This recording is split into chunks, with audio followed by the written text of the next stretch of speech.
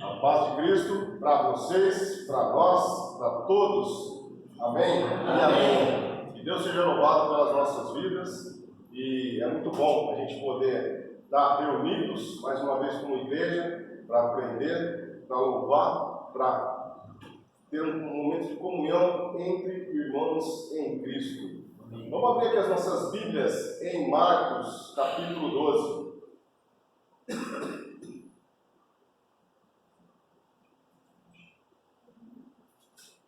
Evangelho de Jesus Cristo no livro de Marcos, capítulo 12.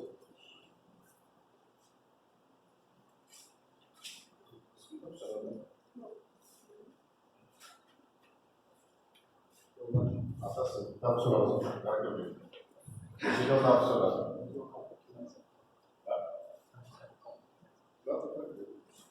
Marcos capítulo 12, do versículo 41 ao 44. Marcos capítulo 12, 41 ao 44. Diz a palavra de Deus. Jesus sentou-se em frente do lugar onde eram colocadas as contribuições e observava a multidão colocando dinheiro nas caixas de ofertas. Muitos ricos lançavam ali grandes quantias. Então a viúva pobre chegou e colocou 2 pequeninas moedas de cobre, de muito pouco valor. Chamando a si os seus discípulos, Jesus declarou: afirmo-lhes que esta viúva pobre colocou na caixa de ofertas mais do que todos os outros. Todos deram do que lhe sobrava, mas ela, da sua pobreza, deu tudo o que possuía para viver. Talvez nós estejamos na manhã de hoje passando por alguma dificuldade, ou mesmo nesse ano de 2023, que praticamente se encerrou. Talvez você tenha passado dificuldade, nós estejamos passando por algum problema, talvez de relacionamento, talvez com o nosso cônjuge, ou com nossos filhos, ou mesmo algum parente ou amigo próximo. Talvez também estejamos passando por algum problema de saúde que esteja assolando as nossas vidas nesse ano de 2023, ou de alguma saúde de algum ente querido nosso, uma questão em nossa atividade, nosso trabalho, um grande desafio de estarmos sem emprego muitas vezes, aflitos e com a sensação de estarmos escalando uma montanha de areia movediça, com um dos braços e com o outro braço tentando segurar a nossa família. Talvez o nosso desafio seja de cunho financeiro, onde a matemática não está batendo, e aquela dívida no cartão de crédito vai crescendo cada vez mais, e incontáveis boletos também vem crescendo. Será que nos sentimos encurralados? Será que nos sentimos sem força, ou mesmo sem ânimo, a darmos uma resposta positiva a todas essas situações? Essa viúva pobre, aqui em Marcos capítulo 12, também em Lucas 21, ela poderia ter vários motivos também para se vitimizar e até mesmo nutrir o seu coração, o seu machucado coração, até um pouco de orgulho ou desapontamento com Deus, o Altíssimo, o Criador dos céus e da terra. E o primeiro motivo que o próprio Cristo dá ênfase é que a sua serva era viúva, e tanto na época de Jesus quanto em épocas passadas, toda viúva era de longe reconhecida por suas vestes. Se fosse jovem, haveria a possibilidade, a bênção de repente encontrar um novo marido, uma nova família. Porém, mesmo jovem, consideravam parte dessas mulheres, por não terem um ofício, e pelo povo também da época, as considerarem pessoas de má fé, má sorte, ou mesmo amaldiçoadas. Não poucas delas viravam prostitutas, maculando de fato ainda mais a sua moral e agora também o seu corpo. Se a viúva ela possuísse ao menos um filho varão, ele seria o responsável direto pelo sustento dela. Se fosse uma varoa, também deveria honrar sua mãe com sustento. mas também não com o mesmo peso do homem, pois procuraria também ela um marido para conviver. Se a viúva não tivesse herança, se a viúva ela não tivesse herança de seu falecido marido, nem descendentes, e também não quisesse se contaminar pelas impurezas da carne, ela ficava marginalizada e, por vezes, solitária, correndo risco iminente dos abusos e da violência da época. Em outras palavras, se há alguém com motivo de sobra para particularmente negligenciar não só a sua oferta pessoal a Deus, mas também o seu relacionamento com o próprio Criador, esse alguém é a viúva pobre, que muitas vezes era apresentada na mesma prateleira dos órfãos e também dos estrangeiros. Vamos abrir aqui as nossas Bíblias no Salmo 146.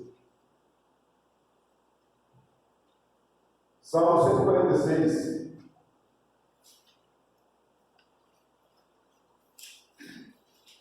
E diz a palavra de Deus. Salmo 146. Aleluia! Louve a minha alma ao Senhor. Louvarei o Senhor por toda a minha vida. Cantarei louvores ao meu Deus enquanto eu viver. Não confiem em príncipes, em meros mortais, incapazes de salvar quando o espírito deles se vai. Eles voltam ao pó. Naquele mesmo dia acabam-se os seus planos. Como é feliz aquele cujo auxílio é o Deus de Jacó, cuja esperança está no Senhor, o seu Deus, que fez os céus e a terra, o mar e tudo que neles há, e que mantém a sua fidelidade para sempre. Versículo 7. Ele defende a causa dos oprimidos, e dá alimento aos famintos. O Senhor liberta os presos, o Senhor dá vista aos cegos, o Senhor levanta os abatidos, o Senhor ama os justos, o Senhor protege o estrangeiro e sustém o órfão e a viúva, mas frustra o propósito dos ímpios. O Senhor reina para sempre. O teu Deus, ó Sião, reina de geração em geração. Aleluia. E a viúva pobre, com essa tremenda fé no Deus do órfão, no Deus da viúva, no Deus do estrangeiro necessitado, ela, lutando contra tudo e contra todos, apesar de todas essas adversidades, ela ofertou tudo o que tinha, apenas 2 pequeninas moedas de cobre, de muito pouco valor para o mundo, mas de grandioso valor para Deus, ficando apenas com a sua roupa no corpo e com a convicção de que o Deus da viúva moveria o sobrenatural ao seu favor por conta da sua grandiosa fé. Fé essa tão grande, tão magnífica, que fez a oferta dos ricos daquela região parecer insignificante esmola. Nesta curta história, Jesus de maneira alguma quer fomentar uma oferta de esmolas que nós devemos dar a Deus, de maneira alguma, pois o nosso Deus, definitivamente, Ele não é e nunca será um mendigo, para que receba as sobras e as migalhas. Mas Cristo lhe quis mostrar aos discípulos, e a nós também hoje em dia, que nós devemos fazer o nosso melhor nas condições e no período que nós vivemos. Já pensou uma oferta sua ou minha, registrada em não apenas um, mas em 2 livros das Escrituras Sagradas? Façamos uma breve reflexão das nossas ofertas, e se a nossa devoção a Deus se assemelha com a oferta que a viúva deu para Deus. Ou nós estamos colocando barreiras, ou nós estamos colocando empecilhos por conta dos nossos problemas, por conta das nossas dificuldades, deixando de ofertar a Deus, deixando de prestar um culto verdadeiro a Deus de forma digna. Façamos essa reflexão essa manhã, e eu tenho uma boa notícia para nós na manhã de hoje, nesse primeiro dia da semana. Ainda dá tempo para a gente se arrepender e mudar a nossa atitude perante o Senhor. Porque é muito fácil a gente ofertar a Deus o dinheiro garantido na conta. E outra coisa é ser fiel dificuldade, da necessidade, lutando contra tudo e contra todos. Talvez eu, talvez você, este primeiro dia da semana, estejamos passando por algum momento de dificuldade. Talvez o ano de 2023, esse que está praticamente passado, não foi o meu, não foi o seu ano, mas sem dúvida alguma, assim como a viúva pobre teve motivos para ser fiel com a sua adoração a Deus, nós também, apesar das dificuldades, apesar dos desafios que nós enfrentamos neste ano que se passou, temos sim muito mais motivos para agradecer as bênçãos e provações que recebemos do que motivos para pedir. Vamos abrir aqui no livro de Tiago, na carta de Tiago. Carta de Tiago, capítulo 5.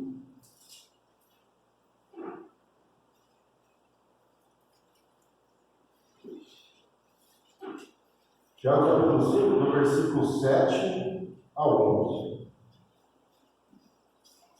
Tiago, capítulo 5, do versículo 7 ao versículo 11, que diz a palavra: Portanto, irmãos, sejam pacientes até a vinda do Senhor.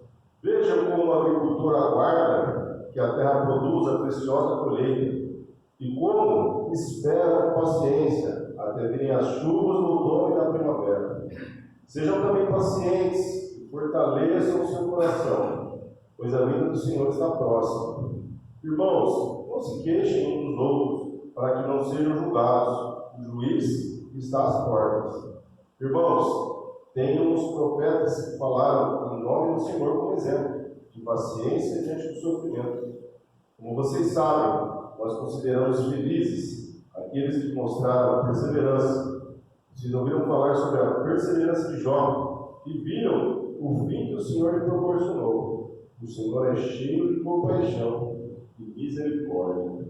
Assim como a viúva pobre teve paciência com a sua difícil situação, e também assim como Jó, após perder toda a sua riqueza, toda a sua família, com exceção da sua esposa, também quase toda a sua saúde, se assemelhando ao leproso, e juntamente com tudo isso, também perdeu todo o seu prestígio terreno, com a sua esposa, com seus amigos, estavam oprimindo ele psicologicamente e também espiritualmente. Mas, contudo, apesar de todas essas coisas, tanto Jó como também a viúva pobre encontraram, sim, motivos incontáveis, motivos tremendos, não apenas para se esmorecer na fé, como ao contrário, tiveram, sim, motivos para transformar a grandiosa fé em uma fé plena, em uma fé inabalável, ainda maior que a fé do começo. Na vida terrena, Deus nos mostra que há lições importantíssimas e imprescindíveis que tão somente a extrema dificuldade e a extrema provação da nossa fé podem nos ensinar. O aço é forjado na fornalha, metais preciosos sendo purificados, o extremo calor. O vinho envelhecido, que após ter suas uvas massacradas, ainda tem que ficar um bom tempo armazenado para ter a sua maturação. Como um diamante bruto, que passou por diversas ações, diversas situações, durante muito tempo, até alcançar o seu estado perfeito em qual se encontra. O procedimento semelhante a esse também é o do petróleo. Para você ter um petróleo, vai passar por várias situações até você ter esse produto.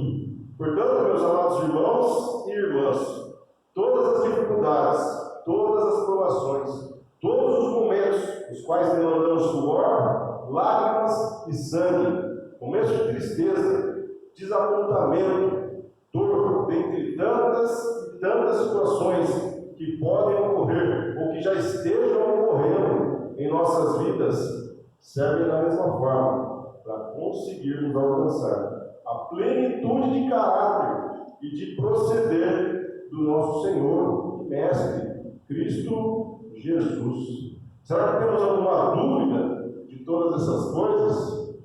Porque a partir do momento em que entendemos que todas as coisas que estão ocorrendo em nossas vidas estão sob o poder de Deus, o Criador e mantenedor de todas as coisas, o Criador dos céus e da terra, e que tudo aquilo que nos dificulta a vida durante toda a nossa trajetória terrena serve para nos ajudar a atingir a maturidade, a plenitude espiritual. Só isso já nos faz encarar a vida e as suas dificuldades, sendo elas grandes ou nem tanto, com olhos espirituais, que Deus tanto requer, tanto de você quanto de mim. Será que essa missão é uma missão difícil? Sem dúvida, ela é uma missão mais que difícil. E ainda, mais uma situação mais difícil ainda, é nós vivermos murmurantes, vivermos cabisbaixos, vivermos tristes e reclamando com Deus de forma imatura. Missão dada é missão cumprida. Jesus Cristo é o nosso maior e melhor exemplo de como devemos encarar os nossos desafios. Ser resiliente, ser resistente, recebendo ajuda até mesmo de outras pessoas.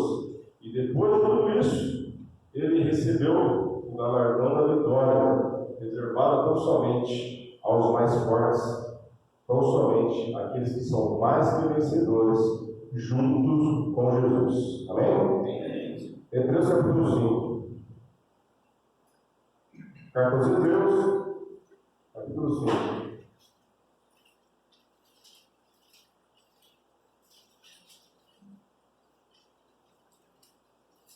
A partir do versículo 1. Hebreus 5, versículo 1. Que diz o seguinte: todo sumo sacerdote é escolhido entre os homens e designado para representá-los em questões relacionadas a Deus e apresentar ofertas e sacrifícios pelos pecados. Ele é capaz de se compadecer dos que não têm conhecimento e se desviam, visto que ele próprio está sujeito à fraqueza. Por isso, ele precisa oferecer sacrifícios por seus próprios pecados, bem como pelos pecados do povo. Versículo 4. Ninguém toma essa honra para si mesmo, mas deve ser chamado de Deus, como de fato foi Arão. Da mesma forma, Cristo não tomou para si a glória de se tornar sumo, não tomou para si a glória de se tornar sumo sacerdote, mas Deus lhe disse: Tu és meu filho, eu hoje te tirei de novo lugar. Diz: Tu és sacerdote para sempre, segundo a ordem de Melquisedeque. Durante os seus dias de vida na terra, Jesus ofereceu orações, ofereceu súplicas em alta voz e com lágrimas àquele que podia salvar da morte, sendo ouvido por causa da sua reverente submissão. Embora sendo filho, ele aprendeu a obedecer por meio daquilo que sofreu, e uma vez aperfeiçoado, tornou-se a fonte de salvação eterna para todos os que lhe obedecem, sendo designado por Deus sumo sacerdote, segundo a ordem de Melquisedeque. O destaque dessas passagens são justamente os versículos 8 e 9, que dizem: embora sendo o filho, ele aprendeu a obedecer por meio daquilo que sofreu, e uma vez aperfeiçoado, tornou-se fonte da salvação eterna para todos os que lhe obedecem. Interessante, pois a gente se presencia aqui nessa passagem uma maneira paradoxal. É o perfeito homem e perfeito Deus, Cristo Jesus, sendo ele aperfeiçoado por todos os sofrimentos pelos quais ele precisou passar por conta do seu e do meu pecado, para o seu e para o meu bem, para o nosso bem-estar eterno junto ao Senhor. O seu lar celestial, e por conta do aperfeiçoamento de sua obediência, a plenitude de sua reverência e amor à vontade do Pai, ele, Cristo Jesus, tornou-se a fonte de salvação eterna para todos os que lhe obedecem. Em outras palavras, se até Jesus, sendo o único Filho unigênito do Pai, teve que sofrer na carne, no Espírito, com o fim de nos resgatar das mais densas trevas, por que será que então nós murmuramos tanto? quando enfrentamos desafios tão simples e tão pequenos, quando comparados com toda essa trajetória da vida de Jesus? Por que será que nós teimamos em ficar murmurando com Deus em situações tão pequenas e até mesmo insignificantes? Se nem o Filho de Deus foi poupado, mas ao contrário, se aperfeiçoou por tudo aquilo que ele sofreu, por que será que nós reclamamos, mesmo por pensamento, dia após dia, de nossas vidas? Sendo que muito provavelmente Deus requer a nossa fidelidade justamente e exatamente nesta situação a qual você e eu estamos vivendo. Tanto Jó quanto a viúva pobre e também outros heróis da fé passaram por dificuldades até maiores das que estamos passando no dia de hoje. Contudo, eles permaneceram fiéis, íntegros, com o propósito divino, vivenciando, apesar das dificuldades, toda a vontade de Deus na vida do discípulo. Nenhuma força, a não ser a própria vontade de Deus, pode parar uma pessoa focada, engajada, convicta em fazer a vontade do Pai na sua vida. Deus ele se regozija de pessoas disponíveis e dispostas a se esvaziarem de si mesmas e se aproximarem, se apropriarem do caráter divino em suas vidas, nas nossas vidas. Vamos abrir em 2 Coríntios. Carta de 2 Coríntios, capítulo 12. 2 Coríntios, capítulo 12. A partir do versículo 1. Diz a palavra de Deus: é necessário que eu continue a gloriar-me com isso. Ainda que eu não ganhe nada com isso, passarei as visões e revelações do Senhor. Conheço um homem em Cristo que há 14 anos foi arrebatado ao terceiro céu. Se foi o corpo ou fora, se foi o corpo ou fora do corpo, não sei. Deus o sabe. E sei que esse homem, se no corpo ou fora do corpo, não sei, mas Deus sabe, foi arrebatado ao paraíso e ouviu coisas indizíveis, coisas que ao homem não é permitido falar. Desse homem me gloriarei, mas não em mim mesmo, a não ser em minhas fraquezas. Mesmo que eu preferisse gloriar-me, não seria insensato, porque estaria falando a verdade. Evito fazer isso para que ninguém pense a meu respeito mais do que em mim vê ou em mim ouve, para impedir que eu me exaltasse por conta da grandeza dessas revelações. Foi-me dado um espinho na carne, o mensageiro de Satanás, para me atormentar. 3 vezes roguei ao Senhor que o tirasse de mim, mas ele me disse: a minha graça é suficiente para você, pois o meu poder se aperfeiçoa na fraqueza. Portanto, eu me gloriarei ainda mais em minhas fraquezas, para que o poder de Cristo repouse em mim. Por isso, por amor de Cristo, regozijo-me nas fraquezas, nos insultos, nas necessidades, nas perseguições, nas angústias, pois quando sou fraco é que sou forte. Então, o apóstolo Paulo, ele também passou por momentos bastante difíceis nessa terra. Espinhos na carne podem fazer parte, não apenas na vida de Paulo, mas também na vida de todas as pessoas, das menores às maiores. Sabendo disso, como eu e você estamos lidando com as nossas dificuldades, com as dificuldades das nossas vidas? Será que encaramos tais dificuldades com a devida fé para gloriarmos o Deus dos céus e da terra? Ou passamos esse ano de 2023 nos vitimizando e murmurando por qualquer dificuldade posta por Deus em nossas vidas?